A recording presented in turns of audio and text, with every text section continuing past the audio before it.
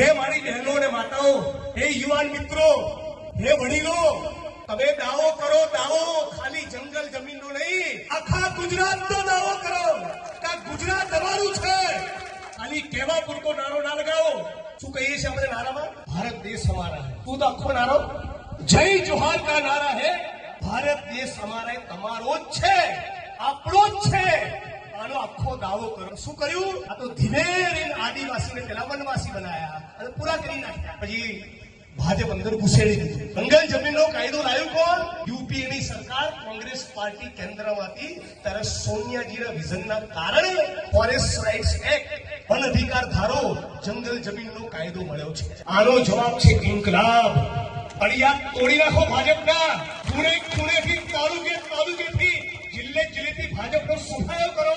આવો કરો કે 100 માંથી 80-85 દલિતો, મુસ્લિમો, આદિવાસી, બીએનપી, ઓબીસી, કિસાન, મજદૂર અમે છીએ. માલિક, પૂંજીપતિ, લૂંટનારો, આરએસએસ વાળા તો 15-20% છે. તો દેશ તો અમારો છે, અમારા પરસેવાથી ચાલે છે. ઈટોના ભઠ્ઠામાં આવે, કેમિકલની ફેક્ટરીમાં આવે, ભરૂચની જીઆઈડીસીમાં આવે, ખેતરમાં ગાડીઓ અમે કરીએ, ચણતર પ્લાસ્ટર અમે કરીએ, સફાઈનું કામ અમે કરીએ, ગટરમાં અમે કરીએ. તો દેશ કોનો થયો? તમારા બાપનો દેશ છે લૂંટેરાઓ. દેશ અમારો છે.